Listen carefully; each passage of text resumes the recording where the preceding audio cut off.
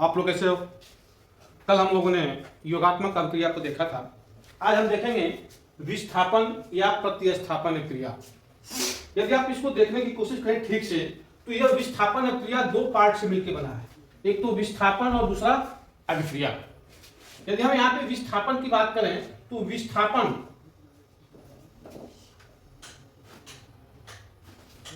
विस्थापन का अर्थ होता है हटा लेना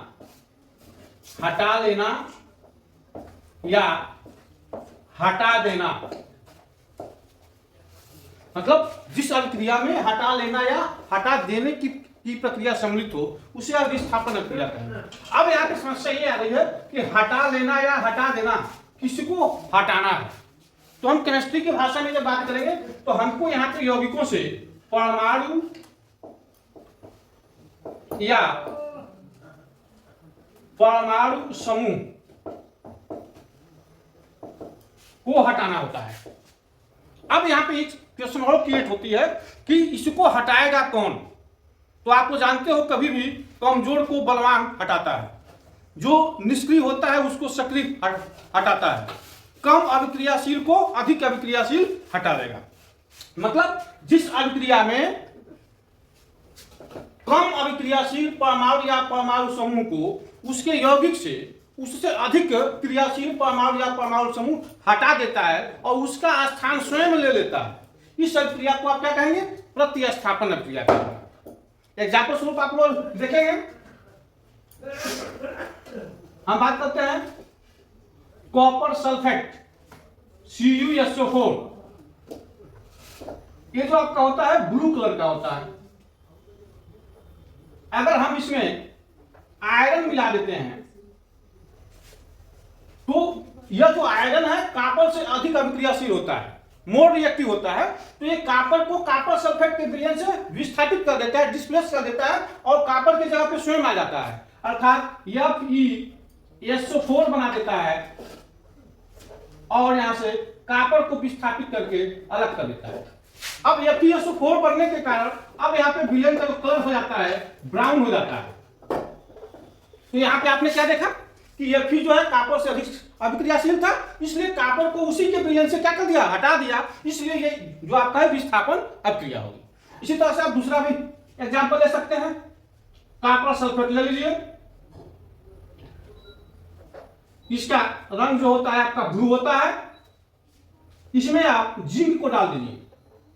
जो ही जिंक डालेंगे तो जिंक भी कॉपर से क्या होता है? अधिक सक्रिय होता है, कि कॉपर को यहां से विस्थापित कर देगा और क्या दे देगा? जिंक सल्फेट दे देगा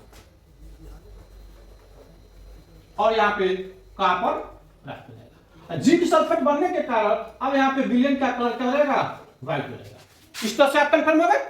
जिस अभिक्रिया में कम अभिक्रियाशील परमाणु या परमाणु समूह को उसी के यौगिक से अधिक अभिक्रियाशील परमाणु या परमाणु समूह को द्वारा हटाकर स्वयं उसका स्थान ले लिया जाता है।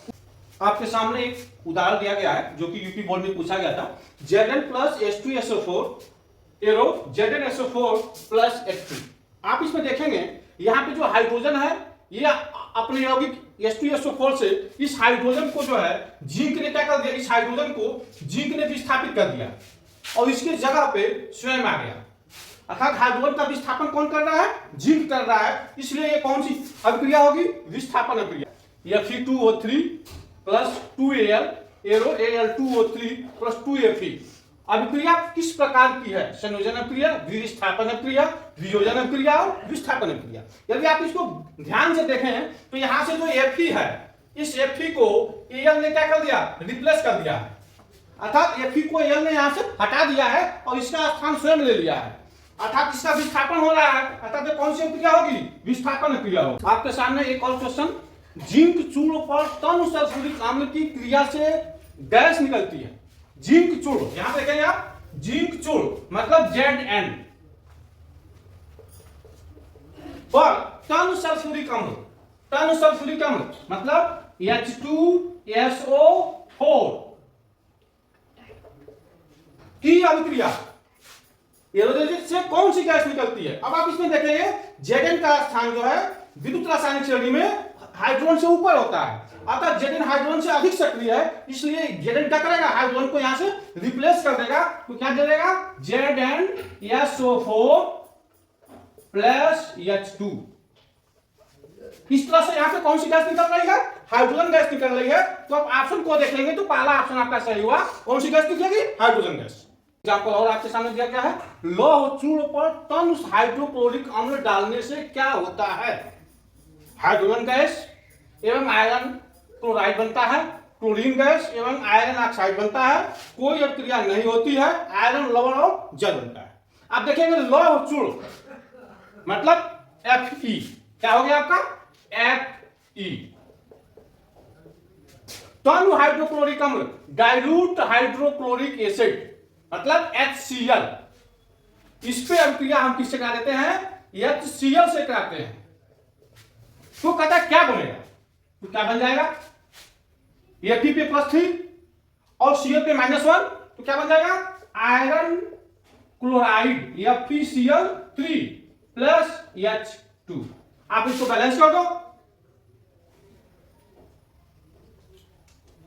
देन आप क्या लिखेंगे, यहां पे 3 है तो 2 से सब में गुणा कर दीजिए, 2Fe 6HCl 2FeCl2 2FeCl3 plus 3H2।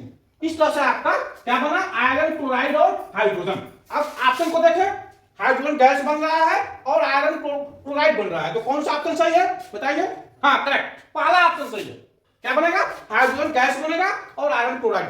आपके सामने एक क्वेश्चन दिया गया है, जब लोहे के कील को कॉपर सल्फेट के विलयन में डुबोया जाता है तो विलयन का रंग बदल जाता है। क्वेश्चन क्या कह रहा है, जब लोहे के कील को कॉपर सल्फेट के विलयन में, मतलब यहाँ पे कह रहा है कि यहाँ पे एक विलयन लिया गया है, ये विलयन आपका कौन सा विलयन है, कॉपर सल्फेट विलयन है।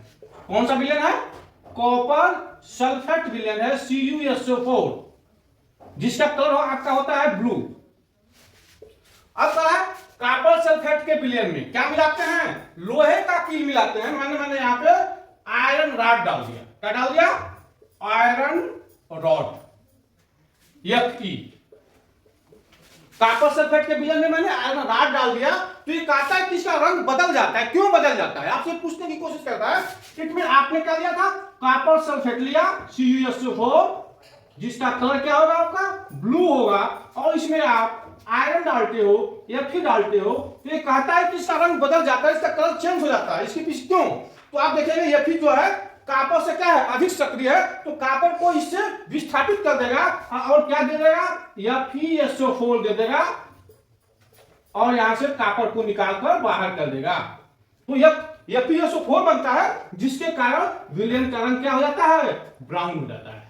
स्पष्ट हो गया, मतलब लोहे के कील को कॉपर सल्फेट के विलयन में डालने पर विलयन क्या होता है, ब्लू कलर से ब्राउन हो जाता है, क्योंकि आयरन जो है कॉपर से अधिक सक्रिय होता है, जिसके कारण कॉपर सल्फेट के विलयन से कॉपर को विस्थापित कर देता है।